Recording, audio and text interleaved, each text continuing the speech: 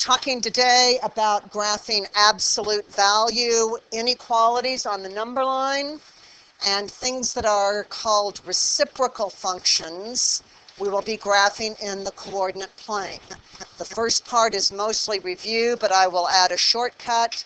The second part is new, so I need you guys to really focus. Let's first get some of the vocabulary down for today's lesson. So remind me when we say absolute value, what's the definition of absolute value? How do we define absolute value? Isn't it like either side of the number line, but it's always positive? Okay, it's always going to be positive. What else about how we define it? Grace? How far something is from zero is its absolute value, and since we only do distances with positive numbers, that's why if we're talking about the absolute value of a negative, we say it is a positive distance from zero. What does the word reciprocal mean? When we're talking about reciprocals, what am I talking about? Jack?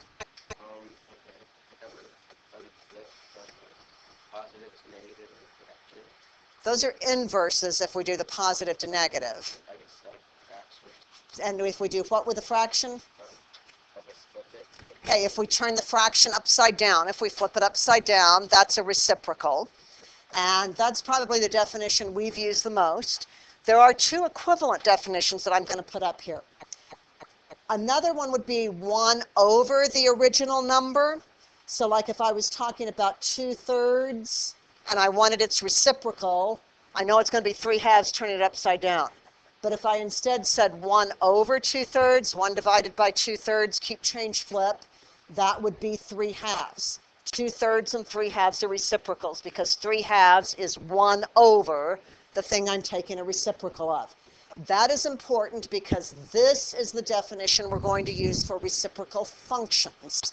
We're going to take 1 over, not a number, but 1 over a function that we know how to graph. And then we're going to come up with a new graph. Another definition for that that's equivalent is that if you take something and it's reciprocal and you multiply them, you get 1. So if I took a and I took 1 over a and I multiplied them, I'd get 1. If I took 2/3 times its reciprocal, I'd get 1. So some math books will use one of these definitions, some will use another, but they are all equivalent definitions. They all mean the same thing. Today, 1 over the original is going to be the helpful one as we learn how to do these new graphs. The final new word that I have for you is asymptote. It's not part of the actual answer, but we draw it as a dotted line because it's a guideline for drawing our graph. So we're going to have something that has some sort of weird shape, but maybe way out here it gets close to a straight line. So we're going to draw that as a dotted straight line, and then we're going to draw our real graph solid, getting closer and closer to that dotted line. So it's just a guideline.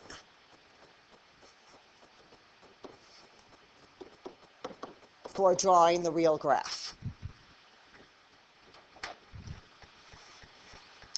So we'll do the absolute value ones first. They're the easier ones. And then we'll spend most of our time talking about these new things called reciprocal functions. So I'm going to start you off with some super easy graphs that you've done before. Band people, stay awake despite the late night. They'll get harder. We're going to start off and we want to graph absolute value of x is greater than 3. That means I want to color in anything x that has an absolute value more than 3. I want to color anything that has a distance from 0 more than 3. So here's my number line. Let me get 0 on it and some numbers here so I can tell what I'm doing. If I want to color everything that has a distance more than 3 from 0, so let's see, I'm not more than 3, I'm not more than 3 until I get out here. Now I'm more than 3.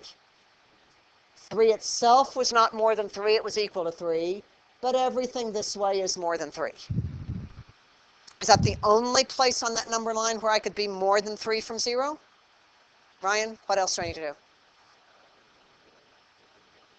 Yeah, I got to go to the left. I got to go to the negatives. So if I start here at 0, -1 isn't far enough, -2 isn't far enough. As soon as I get past -3, I'm far enough.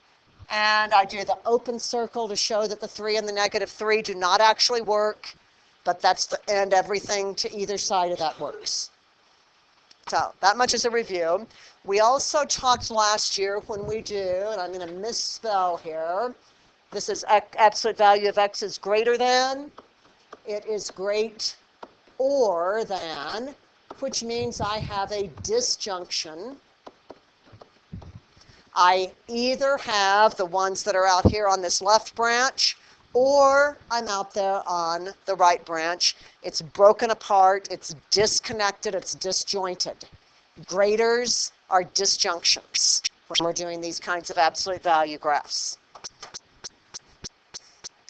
If I do a less than, though, less than, again misspelling, means I am going to have a conjunction.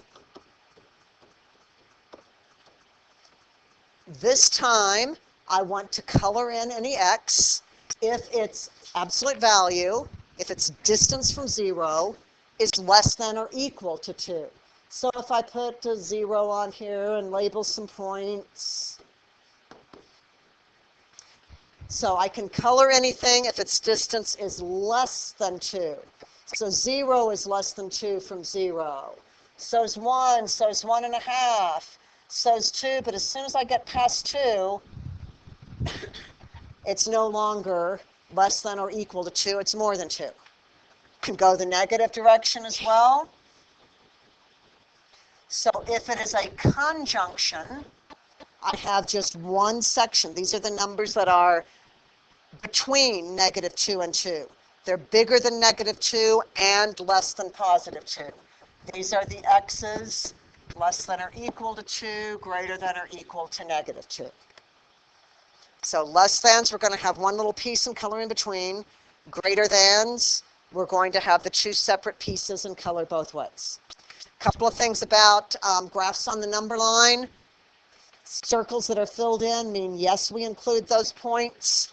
Ones that are not filled in means we do not actually include those. I do not care if you do your graph just above the number line, or if you had something and you wanted to shade it real heavily right on the number line, as long as I can clearly see it. I don't want any where it's just right on there and so faint I can't tell that it's really shaded. I also want endpoints labeled every time. So you've got the -2 and 2 labeled here. You've got the 3 and the -3 labeled here, and some other points so I can tell the scale. If it keeps going, I have to have a second arrow. I had the arrow from the number line and the arrow that the shading keeps going. Okay, you guys ready to make it a little bit harder? Okay, I'm not going to put just x inside the absolute value signs.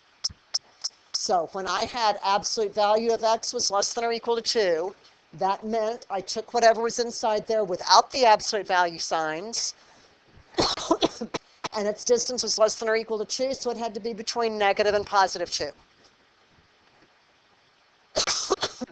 So I have the absolute value of x plus 4 is now less than 2. So I am going to take what was inside there with no absolute value bars and say if the distance of this thing is less than 2, it has to be between 2 and -2. If its absolute value is less than 2, its distance, it has to be between -2 and +2. You can have something with 3 parts, a triple, and you can add or subtract the same thing, not to both sides, but to all 3 parts. So I'm going to subtract 4 from all 3 parts, and I have -6 is less than x is less than -2. That is my algebraic simplification of what's going on. And if I put that on the number line, let's see, I need to have a -6. And do I fill in my circles or not? So open circle on 6, open circle on -2, x is between these.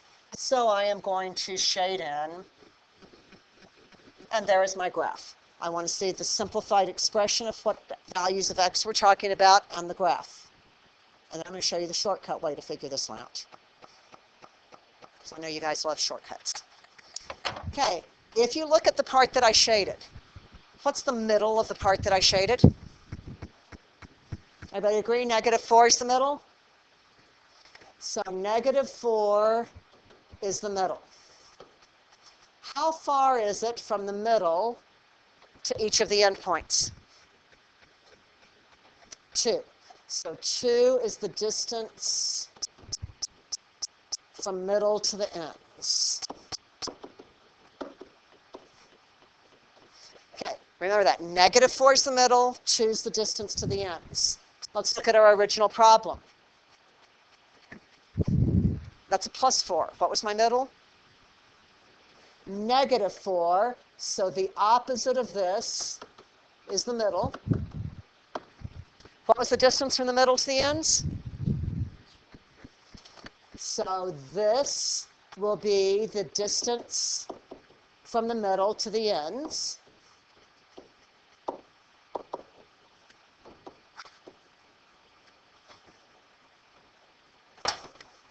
And this was less than, is that conjunction or disjunction?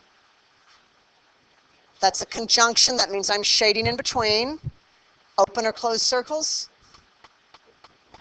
So that means I'm doing that. So I could have done this the shortcut way. Middle is -4. The ends are 2 away from that. Open circles on them. Less than, shade in between. Let's do the shortcut way on this last example of inequalities, and then we'll move on to reciprocal functions.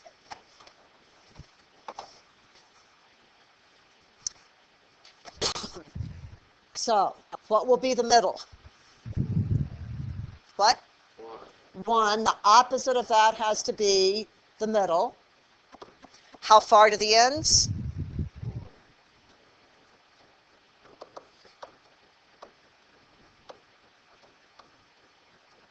So, conjunction or disjunction? Disjunction, so we're going to be shading out to the ends. Color in the circles or not? Because we have the equal bar in there. So let's graph it. The middle is 1. I need to go 4 to the ends. 1, 2, 3, 4, and it's going to be shaded in. 1, 2, 3, 4, and it's going to be shaded in. It's a disjunction, so I shade. I get arrows on the number line and on the arrows, and I've got to label the endpoints. So 1, 2, 3, 4, 5, 0, -1, -2, -3. That's the minimum of labeling. So you see how that can save you some time. Jack. It helped me not to mess up if I don't put it in there. What I do a lot of times, I'll do 1, -1, -2, -3, -4, and I would have mislabeled this endpoint. So I strongly recommend labeling 0 in there. Okay, this is not a reciprocal function because it is not 1 over anything. This one is a review. Algebra 1, you started with function families. What does the absolute value graph look like? It's not just one straight line, y equals mx plus b. What does it look like? Okay. It looks like a big V, because if we have a positive number and we take the absolute value of it, we just get that number. So y is x. But if I have a negative number, y is the opposite of that number. So I am looking at y equals minus x, so it now has a slope of -1. Okay, let's move to reciprocal functions. So these couple of slides, there's going to be some stuff that you need to write down, so write it as soon as it comes up there. The new kind of things, the reciprocal functions, will say graph y equals or g of x equals or something 1 over. And then this known function is going to have an x in there somewhere. Maybe more than 1x. Could be some kind of a quadratic equation. So we need some special things, some special characteristics so we can graph those. So what we are going to do, we are going to start off not trying to graph the whole thing at once. We are going to graph just y equals the denominator, not 1 over that denominator. So if I am doing 1 over the absolute value of x, I'm going to graph y equals the absolute value of x like we just did on the last slide as a dotted line. Dotted because it is not the real question. We're not really asked to graph y equals absolute value of x. So solid is for the real question that the book is really asking us to do. Then, and I'll talk more about this on the next slide and in the examples, we're going to figure out special points that help us draw the real graph. My next slide will give you a little bit more information about what those special points are and how we do that. And it's not going to make sense as you start copying it down. Hopefully it will make sense as we work through a couple of examples. So the whole key is if you see you are being asked to graph y equals 1 over, start thinking reciprocal function and start thinking these steps. So the way we're going to get special things on a reciprocal graph. First, we're going to look where that dotted graph, that graph just for the denominator, has a y-coordinate of 0. What are the x-intercepts? Where does it touch or cross the x-axis? Because if our reciprocal graph is 1 over that something, if this y was 0, the real graph becomes 1 over 0, which we know is undefined. So we are going to put a dotted vertical line through that place because that will end up being a vertical asymptote. Not actually part of the answer, but it helps us graph the answer. We are also going to look for places where just the denominator is 1 or -1. So if I figure out that this denominator was a 1, my new y is still going to be a 1. But if I figured out that my first denominator ended up being a -1, my real y would still be a -1. So that's why these are special points. These will be our keeper points on the graph. And then we are going to figure out some additional points. We're going to do a t-table, xy table, pick some values of x, plug in, figure out what y has to be, and then plot that xy on the graph. But to pick those x's, we're going to pick things that are close to the vertical asymptote. They're going to be between the keeper that we just talked about as item 2 and the vertical asymptote. So as soon as you guys get that much copied down, we're going to try a couple of examples and see if I can start to make this make a little bit of sense to you.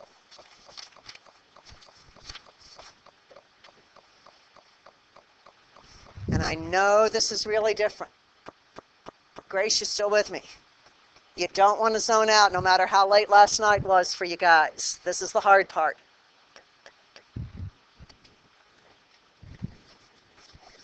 Okay, let's give it a try. We want to really graph y equals 1 over x. Is that a reciprocal? Is it 1 over something with an x down there? And do we know how to graph if we just took the denominator y equals x? Do we know how to graph that? So we're going to start with that. Is this our real problem? So it needs to be dotted. So a dotted graph of y equals x. So we know that is our standard line like this.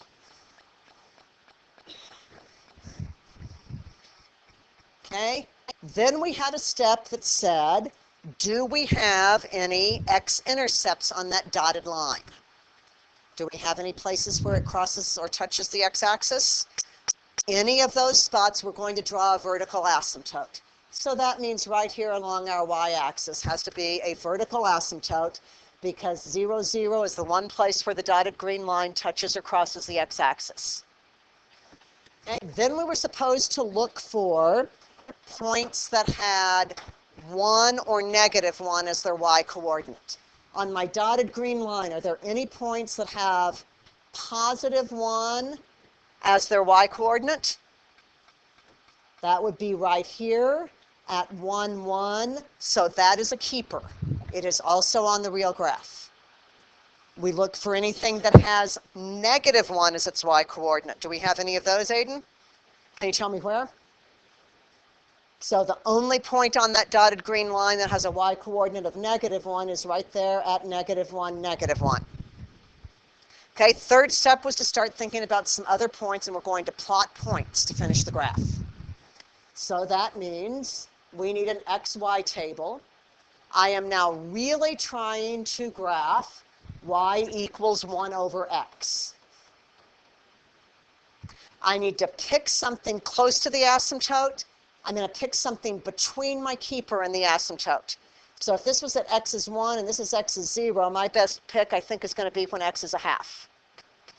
So if x is a half, my y-coordinate needs to be 1 over a half, which is 2. So I'm going to plot 1/2, comma 2, and so that is right here.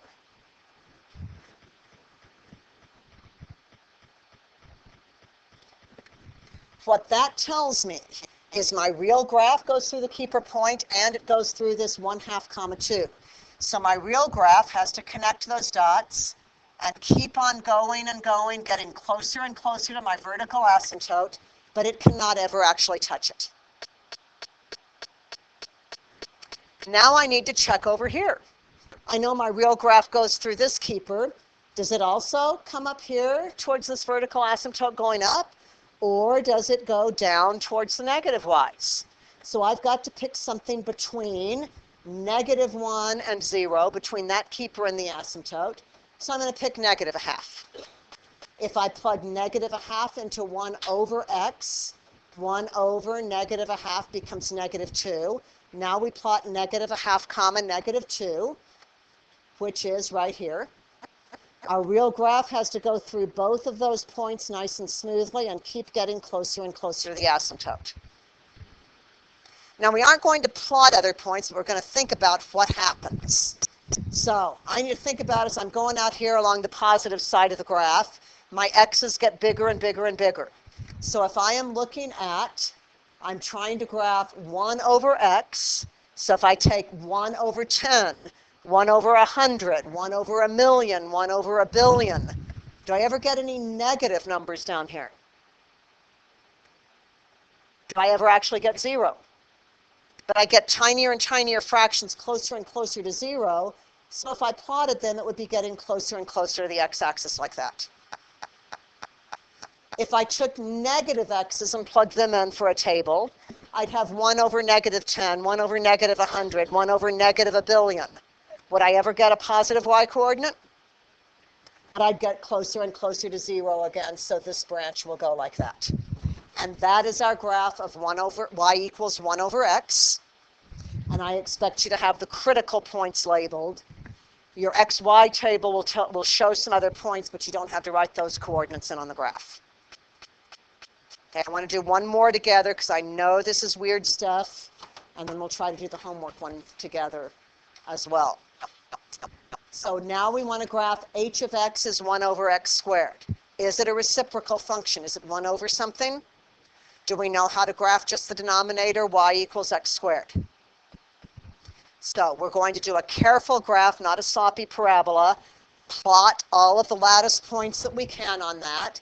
So if we graph just y equals x squared, dotted because it's not the real problem, 0, 0, 1, 1, 2, 4, 3, 9, negative 3, 9, negative 2, 4, negative 1, 1.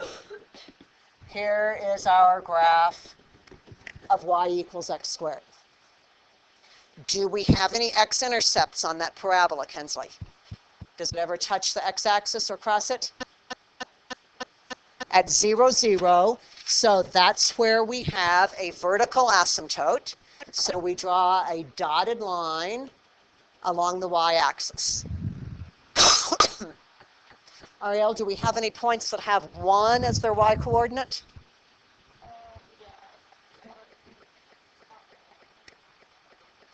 Is that the only one that has a y-coordinate of 1? So both of these are keepers. We need to go between the keepers and the asymptote and do an xy table. So between 0 and 1, I'm going to pick a half. Between negative 1 and 0, I'm going to pick negative a half. If I plug that into the thing I'm really trying to graph, 1 over a half squared is 1 over a fourth, which is 4. So I need to plot a half comma 4. That means my graph goes through the keeper 1, 1, goes through that point and keeps getting closer and closer to the asymptote. If I put in negative a half and square that, I still have 1 over a fourth, so I still have a fourth. So negative a half comma 4 is right here. So this branch goes through both of those and gets closer and closer to the asymptote. As I go out to ginormous positive and negative x's, if I'm taking 1 over 10 squared, 1 over a million squared, do I ever get negatives?